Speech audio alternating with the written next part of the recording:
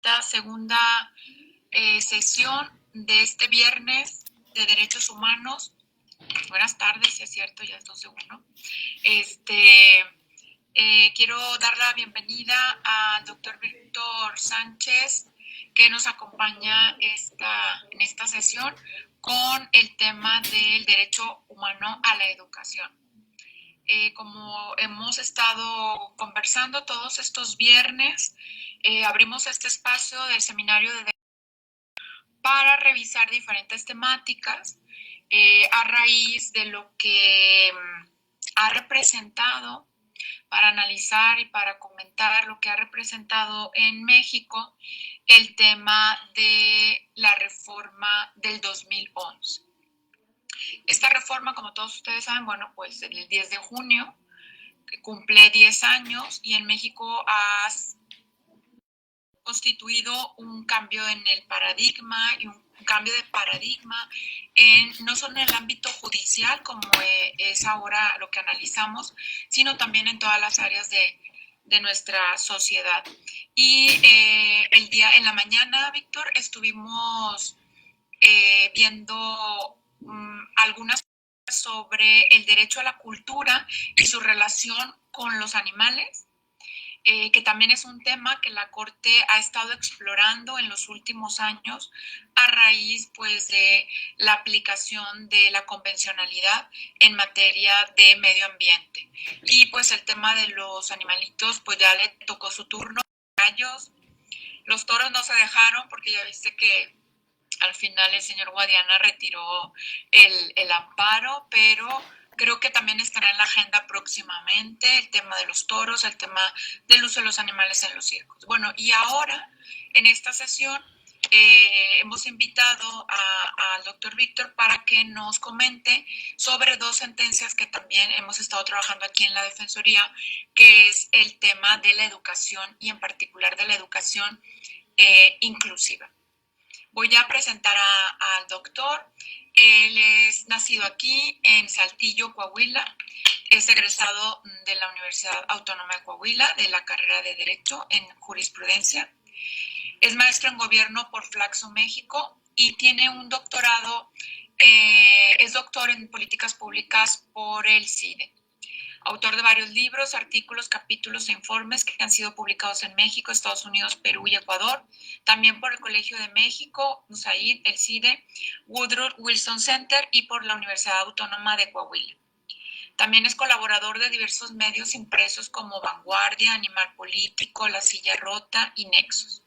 En la actualidad es profesor investigador de nuestra universidad y sus líneas de investigación son seguridad pública, crimen organizado, transparencia y procesos electorales. Y yo, como recién ha sido nombrado pues coordinador general del área de extensión universitaria, me parece que su trabajo tiene mucho que ver con los derechos humanos y sobre todo con la parte de la inclusión que la universidad realiza, pues lo hemos invitado para este análisis. Adelante, Víctor, y bienvenido. Muchísimas gracias, defensora. Bueno, pues agradezco en primera instancia a la titular de la Defensoría de los Derechos Humanos Universitarios, a la doctora Magda Yadira Robles Garza, y bueno, a todos y a todas ustedes, precisamente por estar presentes ya en esta tarde. De entrada celebro que desde la Defensoría se recuerde con eventos académicos una reforma que ha modificado la manera de hacer efectivos los derechos en México.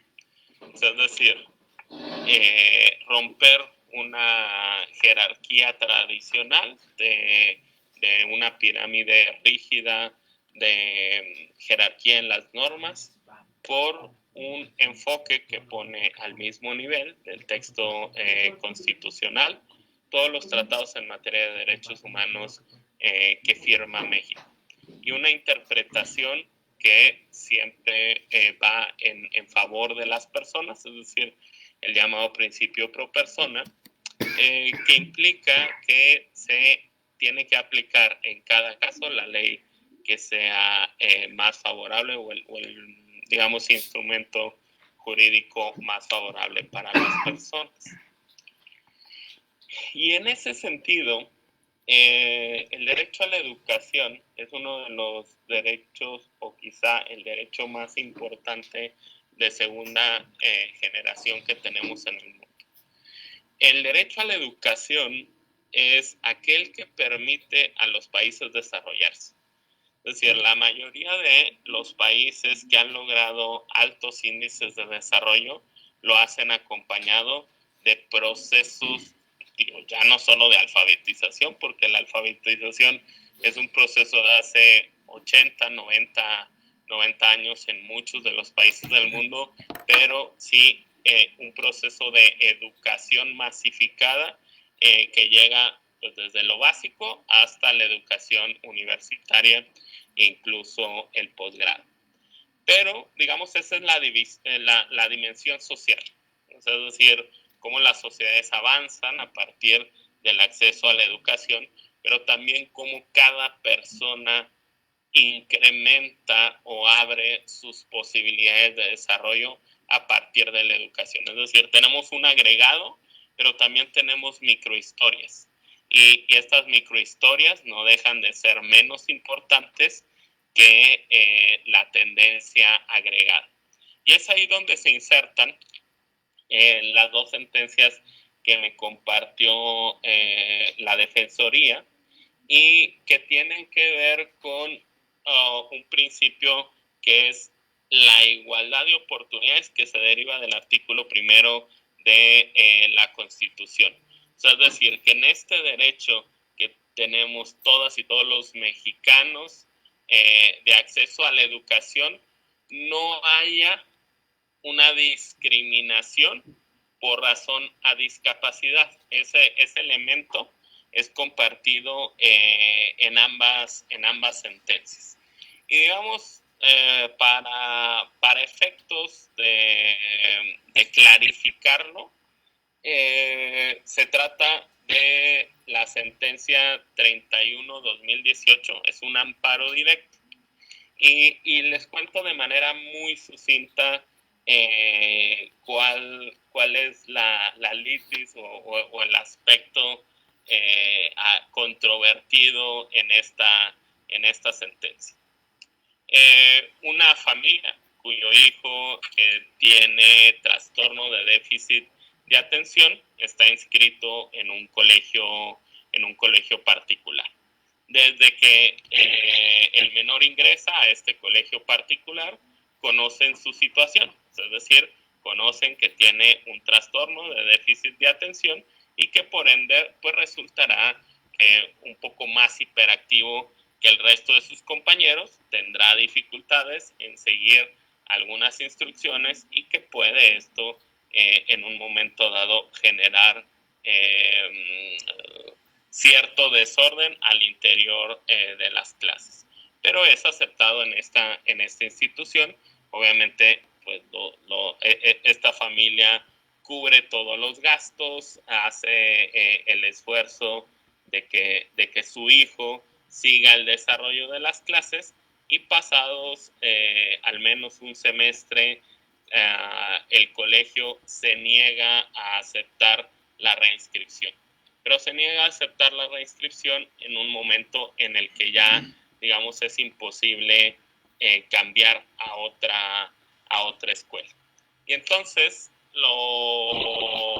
esta familia recurre a la justicia precisamente porque no hay una justificación, a su parecer, bien soportada de la negativa del colegio a inscribirse, o a inscribirlo más bien. Y entonces el argumento del colegio es que el trastorno de déficit de atención de este chico pone en riesgo a el resto de sus compañeros. Es decir, argumentan que se trata de una persona violenta que pone en riesgo al resto de sus compañeros y por ende se le da de baja. El argumento de la familia es que la baja se da precisamente por su situación de discapacidad y que por ende estamos frente a una vulneración del principio de igualdad de acceso y de no discriminación contenido en el artículo primero constitucional. La segunda sentencia a analizar es la 714 de 2017 y esta ya no se trata de una sola persona, sino de un grupo de personas que tienen diferentes grados de autismo y que no van en contra de un acto en particular, sino de la aplicación de dos artículos de la Ley General de Educación y de 3 artículos de se me olvidó el nombre, es algo así como la Ley General de Atención a Personas con Espectro Autista. Y esto, y digamos, cuento el contenido de estos artículos. Estos artículos aluden a la educación especial.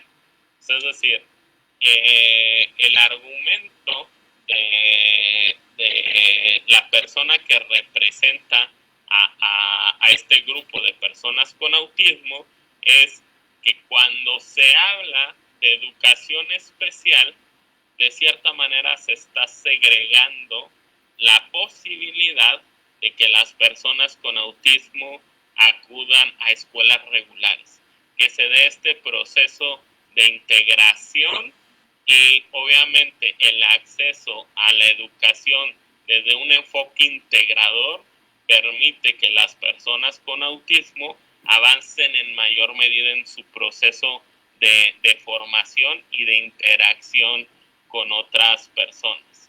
Y que por ende el hablar de un sistema en donde se fortalece la educación especial y donde se prima a la educación especial para las personas con autismo, lo que hace es no solo discriminarlas de nueva cuenta en el marco del artículo primero de la Constitución, sino que le resta todas las oportunidades de integrarse y de interactuar con otras personas y que esto los afecta en su desarrollo educativo.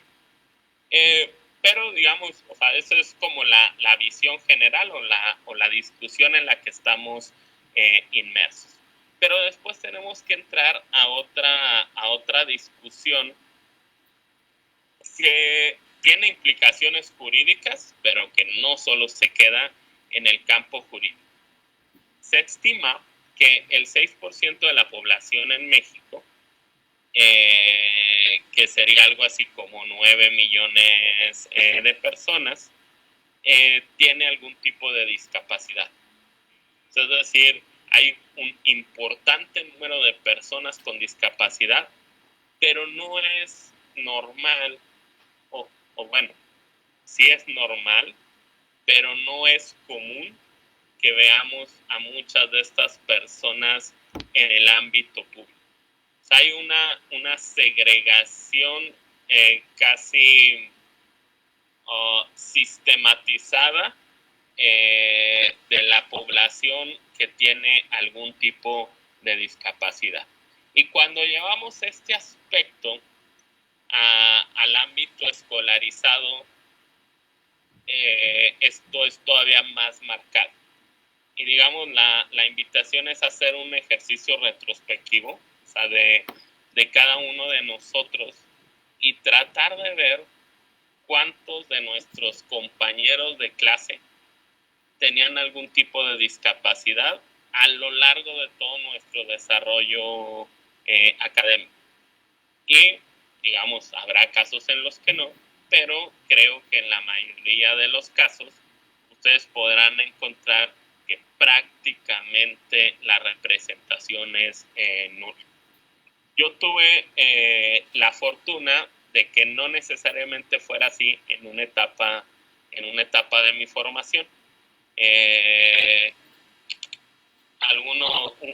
Un año en kinder o en jardín de niños y 6 años en primaria, pasé por el Montessori.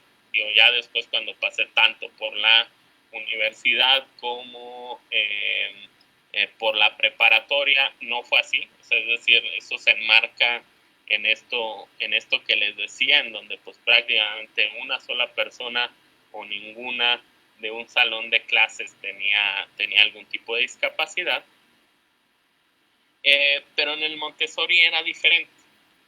El Montessori era, no sé si siga siendo, una escuela muy abierta, no solo en una visión multicultural, sino en la visión de integración para la educación.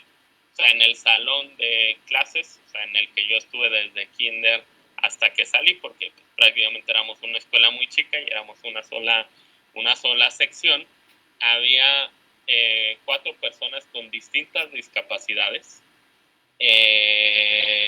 pero también había personas que no necesariamente hablaban español, es decir, tuvimos estudiantes que llegaron de Rusia, de Suecia y que tuvieron que adaptarse en este enfoque inclusivo. Y entonces sabemos que estas cuestiones que deberían ser la normalidad, en realidad son la excepción. Y eso tiene que preocuparnos como sociedad y por ende un primer punto a celebrar del hecho de que la Suprema Corte atraiga este tipo de asuntos es que amplía no solo el ámbito de derechos o del derecho a la educación de las personas, en este caso de las personas con discapacidad, sino que lo hace desde un enfoque de integración. Y hay algunas aristas de las dos sentencias que me parece muy importante destacar.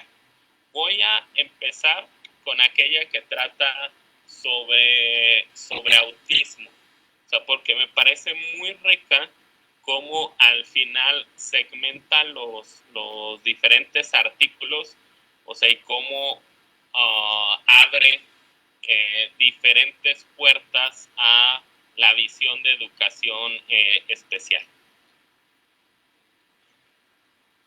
¿Por qué?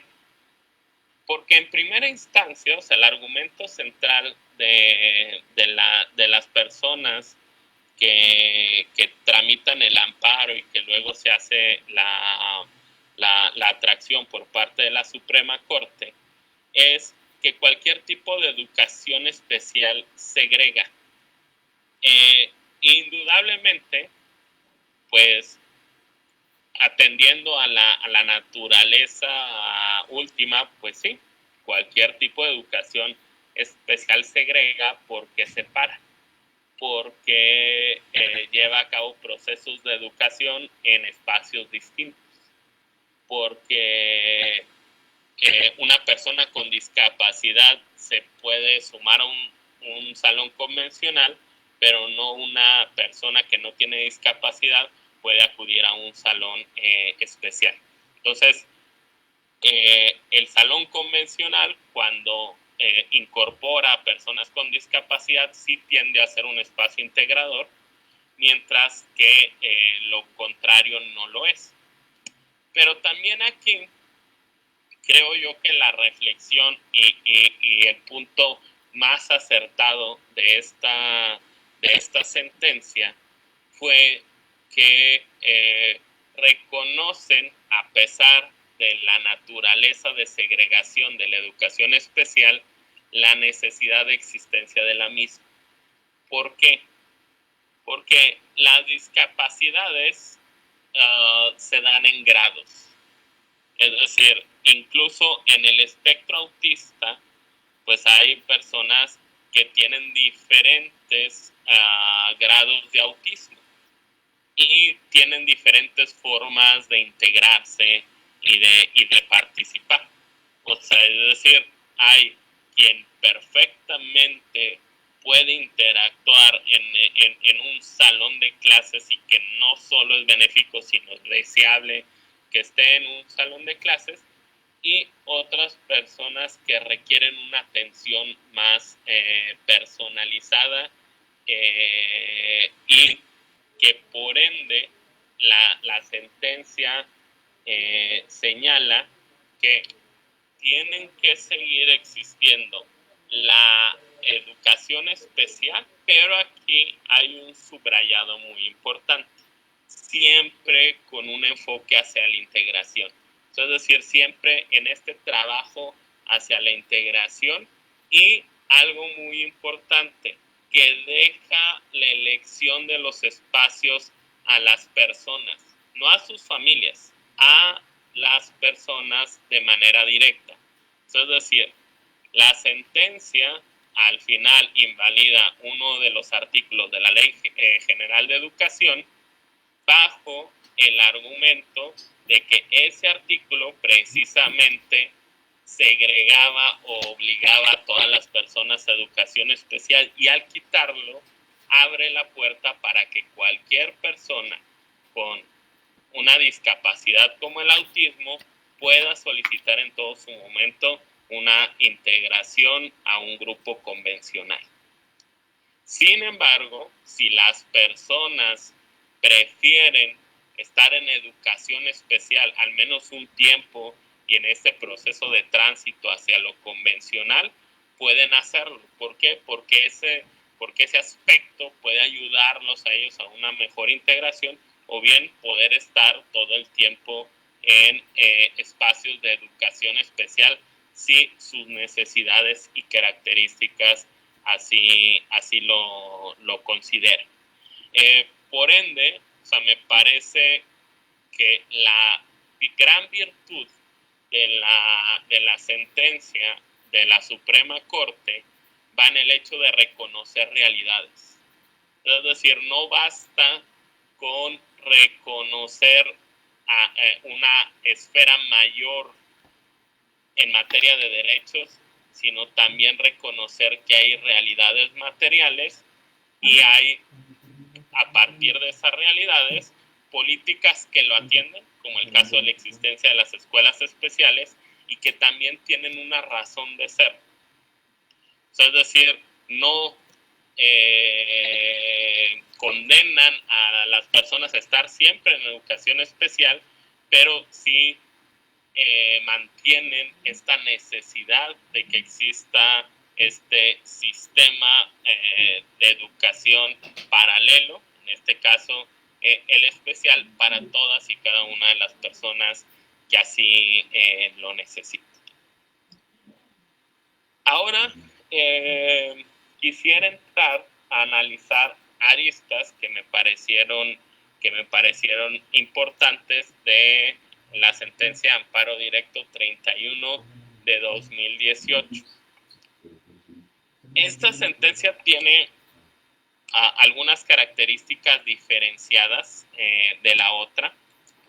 La principal, y que me parece sumamente valiosa, yo pues tengo formación de abogado, pero también en maestría y doctorado me tocó digamos, formarme más con textos de economía, de administración pública, de ciencia política, incluso de sociología. Y entonces siempre he sido muy crítico de la forma en la que los abogados redactamos. Lo que hacemos, y digamos esto no solo es propio de los abogados, es construir una comunidad epistémica. ¿Qué es una comunidad epistémica? Un grupo de personas que comparten un lenguaje técnico y tan especializado que crea barreras hacia las demás personas. Esto, digamos, tiene una razón de ser. Gary Becker, premio Nobel de Economía, decía que los economistas regularmente ponían una mayor cantidad de fórmulas en sus libros precisamente para que otras personas necesitaran de la ayuda de los economistas para interpretar los trabajos. Lo mismo hacemos los abogados. Utilizamos un lenguaje tan complejo y tan técnico para evitar que las personas entiendan lo que hacemos y así poderles cobrar a las personas. Lo paradójico, o sea, es decir, esta es una razón económica, pero lo paradójico es que esto no solo se centra en el ejercicio de la profesión, sino que se ha trasladado y se ha interiorizado a todo tipo de tribunales, incluso espacios administrativos. Y cuando se leen las sentencias, si uno no es abogado, realmente no las entiende. Y esta sentencia al inicio tiene algo que cada vez se hace con más frecuencia en este país y que también hay que celebrarlo y que de igual forma se deriva del cambio constitucional de 2011, que es precisamente lo que nos convoca a este espacio o ejercicio. Y es que las sentencias se redacten con un lenguaje accesible a toda persona. De hecho, al inicio de la sentencia está redactado de tal manera para que el niño con trastorno de déficit de atención entienda que resolvió la Suprema Corte respecto a su derecho de educación. Y entonces son párrafos muy bien construidos, muy claros, en donde se explica con una sencillez muy nítida qué es lo que está resolviendo. Es decir, al final de cuentas, la resolución es que al colegio se le exige que se disculpe públicamente, que en el colegio se forme este chico nunca más vuelva a suceder. Y además se condena al pago al colegio en favor de la familia de este joven por todos los gastos adicionales que tuvieron que cubrir para conseguir otro colegio que les diera cabida. Más o menos ese es como el resumen de la resolución. Y entonces aquí, al igual que en el campo del autismo, pero creo que con mayor claridad, subsiste la idea de que cualquier baja relacionada con todas las discriminaciones enlistadas en nuestro artículo primero constitucional afecta derechos y que por ende son susceptibles de protección y que obviamente las escuelas no pueden ni deben negarle la oportunidad de educación y de formación a las personas que tengan discapacidad, sobre todo una discapacidad tan funcional como es el trastorno de déficit de atención. Sin embargo, yo quisiera centrarme en una crítica a la sentencia y que no solo es una crítica a la sentencia, sino es una crítica a el trabajo que regularmente se hace en los tribunales en México e incluso a la forma en la que argumentamos los abogados. ¿Por qué a la forma en la que argumentamos los abogados?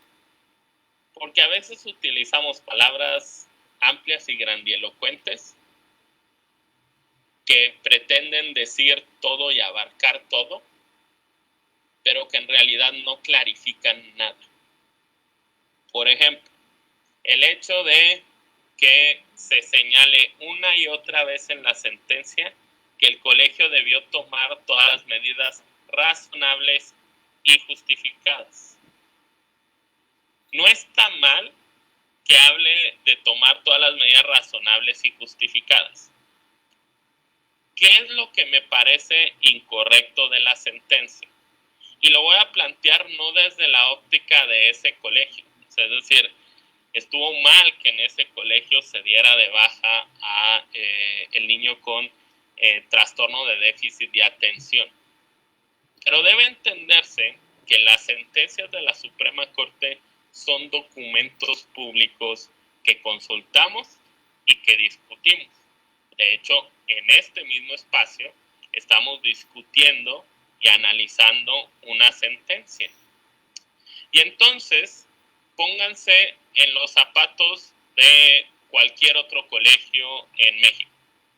Y entonces yo leo la sentencia, o sea, porque yo dentro de mi colegio tengo a varias personas con discapacidad.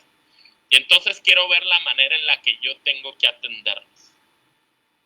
Y que debo cubrir todas esas medidas razonables y justificadas.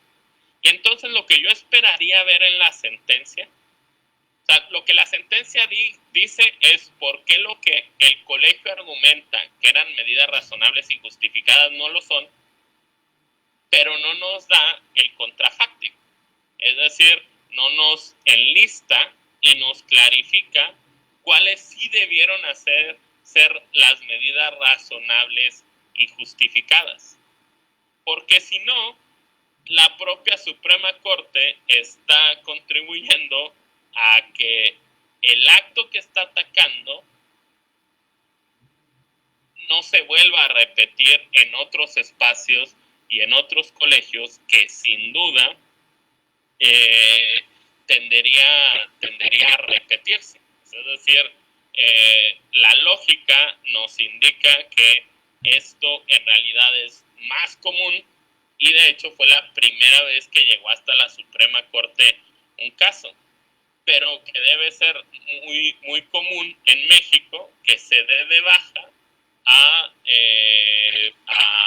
personas con discapacidad porque los colegios o las escuelas públicas no están preparadas para darles la mejor atención.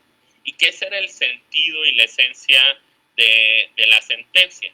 O sea, es decir, lo importante para la propia sentencia era garantizar que las escuelas preparen a su personal, que preparen los procesos y que se adecúen para fomentar un proceso de integración de las personas con discapacidad a la educación. Sin embargo, si la Suprema Corte no tiene el cuidado de decir cuál debería ser el estándar mínimo de atención, o sea, incluso abriendo a variabilidad, lo cierto es que deja a todos los colegios del país con más dudas que certezas. O sea, es decir, los deja con la idea de que pues tienen que hacer lo posible, pero sin saber qué es lo posible. Porque, digamos, también valga decirlo, o sea, el colegio no es que no haya hecho nada, o sea, es decir, sí se enlistan una serie de acciones como el haber llevado al joven a revisión psicológica y se le dio un seguimiento psicológico, se habló con los padres para que recibiera otro tipo de tratamientos especializados paralelos a la educación convencional, pero la Suprema Corte estimó que eso no era suficiente y puede ser que efectivamente no era suficiente, pero no da claridad respecto a qué hubiera sido lo esperado. Entonces, digamos ya volviendo a la discusión en general, creo que lo relevante, o sea, de estas sentencias, sobre todo en el marco de la reforma constitucional en materia de derechos humanos, que es la que le da sentido a este conjunto de conferencias, tenemos que calificarla a la luz de los resultados. O sea, ¿y cuál es la luz de los resultados? El hecho de que de manera efectiva el objetivo que se estaba buscando, que era ampliar la esfera de protección de los individuos, ampliar las oportunidades, sobre todo cuando se trataba de derechos de segunda generación o de DESCA, en los que la propia defensora es una experta a nivel nacional. Estos se han logrado ampliar y el marco de protección y el margen de maniobra de las... el marco de protección se ha ampliado para las personas, pero el margen de discrecionalidad de las autoridades se ha reducido, acotado, y cada vez es más frecuente que a la luz de derecho internacional se ponga en entredicho el actuar de las autoridades en el marco de nuestra propia Constitución. Y entonces, a final de cuentas, lo que nos indican estas dos sentencias es como una población que en la práctica estaba vedado en casi todos los lugares su acceso a educación convencional, hoy pueden disfrutar de estos derechos. De estos derechos que no les estaban vedados de manera legal, pero que en la práctica no podían ejercerlos.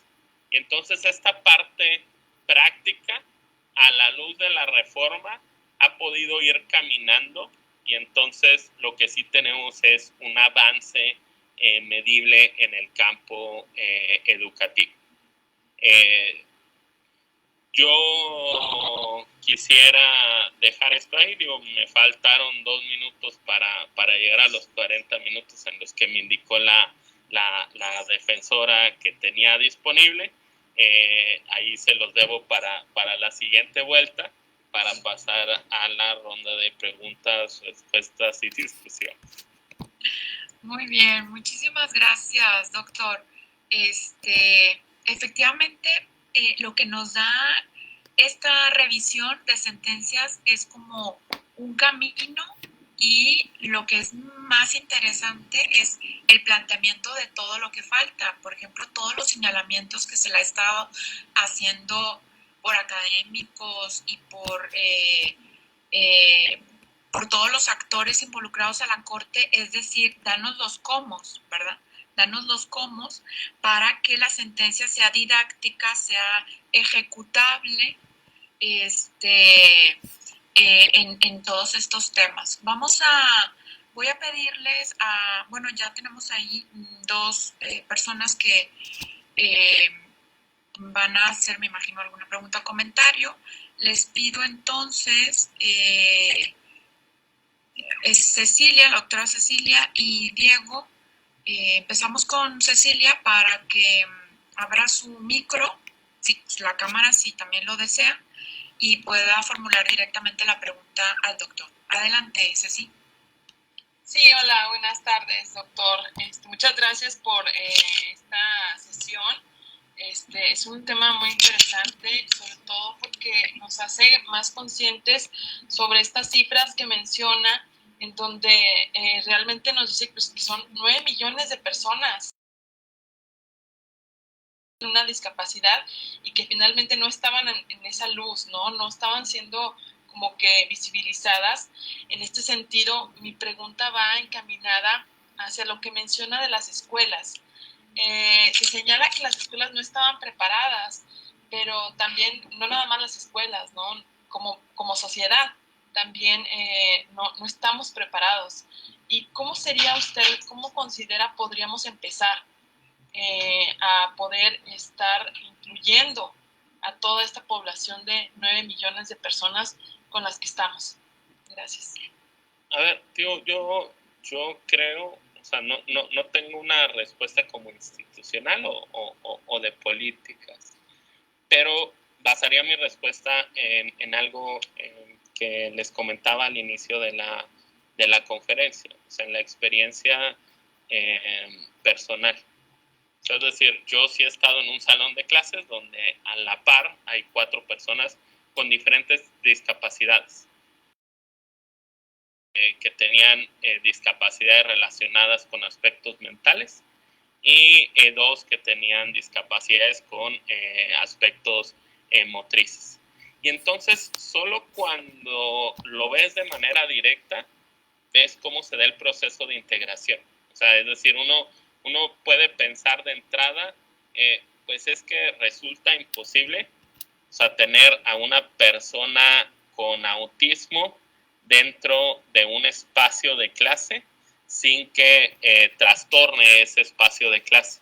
Bueno, digo, lo cierto es que pues toda mi formación primaria la pasé también con una persona con autismo, o, por ejemplo, otro compañero no tenía brazos, pero escribía con los pies. Digo, yo realmente nunca podría escribir con los pies. Y entonces, o sea, el proceso de integración uno lo ve natural cuando lo vive. Y es lo que tú mencionas, doctora Cecilia. Estamos, digamos, tan acostumbrados a que se da una segregación social de las personas con discapacidad. Es decir, no las vemos en el transporte público, rara vez las vemos en la vía pública, difícilmente las vemos en empresas o en oficinas. Digo, de hecho, la propia universidad tiene un centro que se encarga de certificar habilidades de personas con discapacidad para su incorporación a empresas. Y ha sido, digamos, un proceso tardado en el que se tiene que trabajar directamente con cada una de estas empresas, y luego cuando se dé el proceso, las propias empresas empiezan a pedir a más personas. Entonces, o sea, la cuestión es, el proceso de integración solo se da cuando empiezas paso a paso. Y cuando empiezas como programas por programas y comienzas a fomentar esta interacción. Pero mientras no se dé esta interacción, o sea, siempre van a existir como estas dudas que cierran una especie de cortina e impiden la misma. Obviamente, pues lo que tendríamos que esperar por parte de las autoridades es más acciones afirmativas, o sea, más acciones afirmativas que vayan en pro de la integración en todos los ámbitos. O sea, es decir, desde oportunidades laborales, oportunidades de educación, oportunidades de salud, pero tampoco creo hay que cegarnos en el hecho de que se trata de un proceso que no puede haber un cambio de 180 grados de un día a otro, sino que son como, valga la palabra, como especie de batallas o de conquistas que van encadenadas. O sea, pero las primeras conquistas son muy lentas, pero conforme avanzan, pues se va acelerando. O sea, las conquistas pasadas refuerzan lo siguiente, y eso lo hace más sencillo a la larga. Gracias, doctor. Muy bien. Adelante, Diego, si activas tu micro.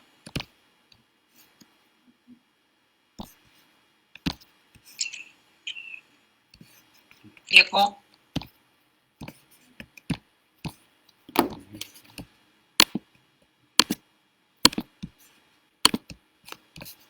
¿No?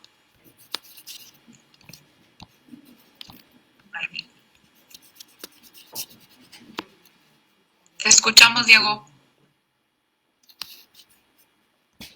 ¿Me escuchan ahí? Ya. Perdón, es que tengo problemas con mi micro. Ok. Adelante. Sí. Bueno, una pregunta, sobre todo en atención a los dos asuntos, doctor. Antes que eso, muchas gracias por su ponencia, me pareció muy interesante. Y lo que yo noto en estos dos amparos es precisamente que en los dos se estudia, o bueno, los hechos se refieren a estudiantes con alguna situación de discapacidad y sobre las formas de incluirlos dentro de del modelo educativo. Pero tomando en cuenta también este sector de educación, ¿de qué manera o qué parámetros hay que tomar en cuenta, perdón, para incluir también dentro de este modelo educativo a docentes que tengan alguna situación de discapacidad, ¿no? En momentos, no sé si bien en este año o el año pasado, en Argentina, por ejemplo, había la nota de una primer maestra que se incorporaba a dar clases, creo que en el nivel primaria, y que tenía una situación de discapacidad que no la impedía para desarrollarse como maestra. Y esto también en función de la garantía, tanto del derecho humano a la educación como pues el derecho, en este caso también al trabajo, y la inclusión de personas con alguna situación de discapacidad en instituciones, ¿no? O sea, de qué manera, si estos dos asuntos nos muestran el camino a seguir en cuanto a los estudiantes, ¿sería el mismo camino o hay otra ruta para el caso de los maestros y maestras? No, yo creo, o sea, que es una ruta muy parecida. O sea, ¿por qué una ruta muy parecida? Y mencionabas algo importante. O sea, la discapacidad está relacionada al hecho en que una persona no puede hacer determinada cosa, pero sí puede hacer muchas otras cosas. O sea, las discapacidades atienden aspectos en concreto, pero digamos los seres humanos tenemos tantas capacidades que una persona puede ser completamente funcional con una o varias discapacidades e incluso combinadas. De tal forma que, por ejemplo, la esencia de estos centros centros Valpar, que están en la Coordinación General de Vinculación en la universidad, y que hay uno aquí en Saltillo, uno en Torreón y uno en Monclova, lo que busca, o sea, el primer diagnóstico es de las capacidades que tiene la persona, cuáles pueden explotarse para trabajos en concreto. Y a partir de eso se le busca el perfil adecuado de una empresa. O sea, es decir, puede ser que una persona esté más centrada en aspectos administrativos, porque así lo permiten sus capacidades, y otras en que son buenísimas para trabajo manual. Y entonces, pues una persona que tiene discapacidad motriz puede tener una mente portentosa y ser un experto en algo. Stephen Hawking es el mejor físico que teníamos o que tuvimos en las últimas décadas, y tenía o sea, una suma de discapacidades. O sea, no era una discapacidad, sino una suma de discapacidades, pero tenía la mente intacta. Y se comunicaba a través de la tecnología. Y digamos, fue más productivo que muchos de los que somos investigadores y no tenemos discapacidad alguna. Entonces, o sea, hay que dejar de ver el tema de las discapacidades como, o sea, impedimentos totales. Son impedimentos para hacer determinadas cosas, pero precisamente lo que tenemos que encontrar es la combinación que permite que las personas sigan siendo funcionales aún, o sea, y valiosos para la sociedad, aún con estas discapacidades. Por ende, pues hay muchísimas personas con discapacidad que tienen, ¿cómo se llama?, aptitudes y potencialidades para ser docentes y para ser incluso algunos de los mejores docentes. Por ende, vuelvo al tema de las acciones afirmativas. O sea, mucho tiene que ver también con cómo las instituciones abrimos a oportunidades. Y entonces en el sector educativo, pues tiene que haber una parte de apertura, por ejemplo, cuando es educación básica y en escuelas públicas, por ejemplo, en las secretarías de educación, tanto las locales como la federal, en el tema de las escuelas particulares para lo que respecta a sus profesores y bueno, lo que respecta a nosotros como universidades y cómo abrimos estos espacios de oportunidad. O sea que sin duda, por ejemplo, en la Universidad Autónoma, no tengo la estadística, pero sí conozco a varios o a varias docentes que tienen discapacidad y que perfectamente dan sus clases y son buenísimos docentes, pero obviamente por el porcentaje de personas con discapacidad lo que deberíamos esperar es un mayor número. Así es.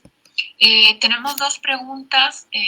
Ellos, bueno, son estudiantes aquí de la universidad y son practicantes acá en la Defensoría. La primera pregunta dice, ¿de qué manera se puede garantizar la inclusión de personas indígenas tomando en cuenta su condición de pobreza y marginación? Y la otra, este es un comentario de Ricardo, tenía otra pregunta acá arriba, de Felipe. Las acciones para erradicar la discriminación y promover la inclusión al interior de las aulas varían dependiendo del nivel de educación? Y si es así, ¿cómo? Si quieres nos vamos con esas dos, Víctor. Sí, bueno, primero, al igual que el tema de inclusión por discapacidad, o sea, habría primero que segmentar como varios aspectos de la inclusión en el tema de las comunidades indígenas. O sea, el primero puede ser una inclusión que tenga que ver con el lenguaje. O sea, es decir, si habla o no español.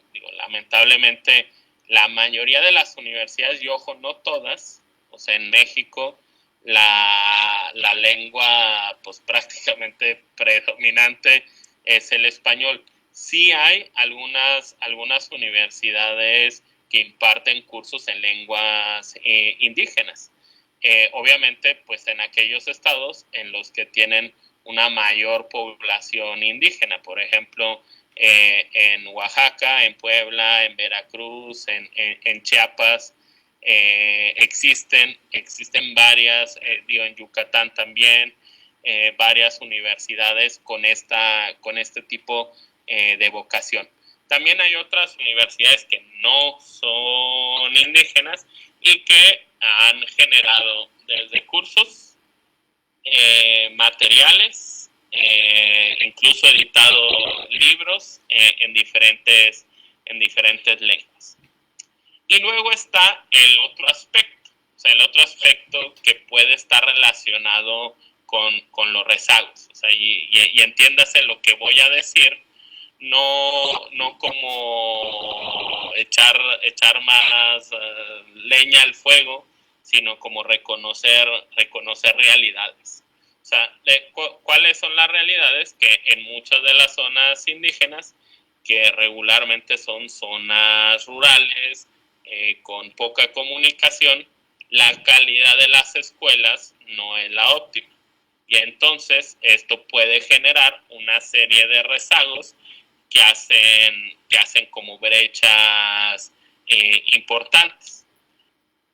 Y entonces, en este sentido, o sea, sí se tienen que generar, o sea, una serie de políticas, o sea, no solo para el tema de acceso a las universidades. O sea, ¿por qué? Porque en muchas universidades, pues, el esquema de ingreso que prima es a través de exámenes de admisión. Y entonces, si uno ya trae un rezago como importante o una brecha respecto a otras personas, puede ser que el examen de admisión de entrada constituya una desventaja. pero incluso pasando el examen de admisión, pues estos rezagos pues tendrían que ver con ¿cómo se llama? Intervenciones de nivelación. O sea, es decir, en muchas universidades lo que existe son cursos propedéuticos, no específicamente para la población de comunidades indígenas, pero sí para quienes tienen algunos rezagos o brechas que tienen que cerrarse, y entonces este acompañamiento institucional para hacerlo. Hay que reconocer que no existe, o sea, es decir, sí están estos esfuerzos de universidades indígenas, existen algunos esfuerzos de incorporación a las universidades de población con origen indígena, pero, digamos, podría empezar a discutirse algo que hicieron en Brasil hace ya algunos años, más o menos como unos 6, 7 años. En Brasil existe un sistema de cuotas. ¿Por qué? Porque Brasil es un país, digamos, multiétnico y bastante diverso. Pero pues se daban cuenta de que en las universidades públicas, sobre todo aquellas que tenían una mayor calidad, la población era predominantemente blanca y proveniente de escuelas privadas. O sea, dicho de otra manera, era una universidad pública, pagado con dinero público, pero en donde el 80% aproximadamente de sus estudiantes podían pagar no solo la colegiatura, sino la colegiatura de una universidad privada, ¿no? Y digamos el 20% restante, algún porcentaje también lo podía hacer sin ningún problema. Entonces establecieron un sistema de cuotas en donde, si no me equivoco, no traigo muy fresco el porcentaje, pero algo así como entre el 20 o 30% de los espacios estaban relacionados para afrodescendientes y descendientes de comunidades indígenas. Es decir, sí se comenzó a hacer un sistema de cuotas y descubrieron, ha habido algunos estudios que, por ejemplo, midió la eficiencia terminal de ambos grupos, es decir, de los que siguen entrando por estricto examen de admisión y otro por el sistema de cuotas, y descubrieron que en realidad solo había una diferencia como del 2% más en deserción, lo cual es algo bastante bajo. Entonces, sobre todo en aquellas entidades en donde existe una amplia población indígena y sobre todo en este ánimo de inclusión, o sea, es decir, yo creo que el camino no es seguir haciendo más universidades indígenas, o sea, es decir, las universidades para preservar cultura, o sea, y quienes quieran entrar a ellas bien, pero también no hacer como se hizo en los años 30 y 40 en Estados Unidos, en donde se inauguraban universidades específicamente para población negra. O sea, eso lo que hace al final de cuentas es termina segregando. O sea, lo que creo yo que es como importante es que en las propias universidades, en las universidades más grandes, o sea, en las autónomas, mayor cabida a población indígena, e incluso, o sea, ¿por qué no en algunas zonas en donde hay un número muy importante de personas que hablan una lengua o dialecto? O sea, ofrecer también opciones de carreras en esa lengua, pero en universidades generales, ¿no?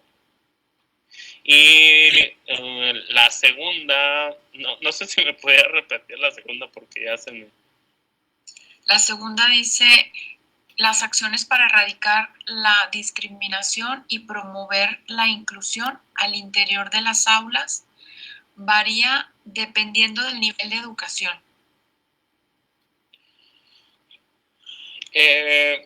Pues yo, o sea, a final de cuentas varía siempre. O sea, es decir, varía dependiendo de la institución en la que estés, dependiendo del espacio en el que estés, también dependiendo del nivel educativo en el que se trate. O sea, es decir, es complicado controlar, por ejemplo, actos de bullying o de discriminación en primarias o secundarias. Es un poco menos complicado hacerlo en universidad, pero los de universidad son más graves porque son más conscientes. O sea, es decir, ya hay un ataque como frontal, o sea, mientras que en primaria o secundaria pues son por sesgos o cuestiones que traen de su casa o cuestiones que tienen que ver con las actitudes y de cada persona. Pero un poco, o sea, creo que a donde tenemos que ir es, y yo creo que esto sí hay que reconocerlo, cada vez es políticamente incorrecto muchas de las cosas que antes se veían como normales y convencionales. Y entonces yo tampoco estaría tan seguro, o sea, de quienes hoy están en kinder o en primaria, que cuando lleguen a universidad vayan a hacer más, sino por el contrario, mi previsión sería que cada vez las generaciones tenderán a ser más tolerantes o tendrán más cuidado en determinadas cosas. A final de cuentas, todo es un proceso formativo. Y nos hemos enseñado a respetar precisamente por estas convenciones sociales. O sea, lo que debemos quizá de estar orgullosos es que cada vez, o sea, estas convenciones sociales están parando como actos de odio, lenguaje que no ayudaba a la interacción, al menos en los espacios más comunes. O sea, no quiere decir que en los ámbitos privados no se siga dando, o sea, pero, por ejemplo, ya no se toleran muchas cosas en los espacios de clase. O sea, donde había mucha violencia entre compañeros o entre docentes y estudiantes, y entonces cada vez hay más límites, y creo que a futuro más o menos la tendencia va hacia allá. Digo, esperemos que no cambie o no haya virajes, pero más o menos la tendencia va hacia allá. Y de acuerdo a lo que señalan los sociólogos, ¿no? De que es un cambio de cultura, implica un cambio en una generación que son aproximadamente 20 años. Entonces, está ya la maquinaria en camino, ¿no? En proceso. Hay dos comentarios más ya para cerrar la sesión, nada más los leo. Dice que Ricardo dice que la mayor discapacidad es la ignorancia de muchos al pensar que una persona con capacidades especiales no puede realizar alguna actividad determinada. Lo mejor es buscar la manera de potenciar esas habilidades y cualidades. Muy bien. Ya nada más aquí hay que recordar el uso del lenguaje, ¿no? Ya no es capacidades especiales, ahora se dice personas en situación de discapacidad, que también es parte de este cambio de inclusivo, ¿verdad? Y Cecilia nos recomienda de Netflix una serie que narra las historias de cómo empezaron las personas sus derechos y convertirse en activistas sobre la causa. Muy bien, pues muchísimas gracias, Ceci, Ricardo y todas las demás personas que han participado, y sobre todo muchísimas gracias, Víctor, por este momento que que has propiciado una reflexión. Sobre todo creo que el tema del derecho a la educación nos es muy propio, muy pertinente en la universidad, y estaría bueno seguir dándole aquí al tema. Gracias por tu tiempo, gracias por... Sabemos de todas tus actividades y tu agenda, y créeme que lo valoramos muchísimo, que hayas aceptado la invitación a formar parte de este seminario de derechos humanos a 10 años de la reforma constitucional en México.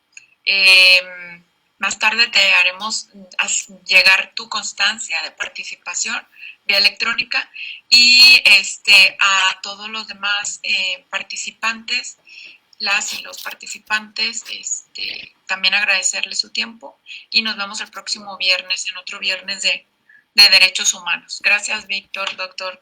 No, al contrario, muchísimas gracias por la invitación. De nueva cuenta, pues felicidades a la Defensoría, a través de tu persona, por organizar estos espacios y digamos, recordar una reforma en materia de derechos humanos que realmente sí vino a transformar la manera en la que se practica el derecho en México. Muchísimas gracias y muy buenas tardes a todas y a todos. Hasta luego. Hasta luego.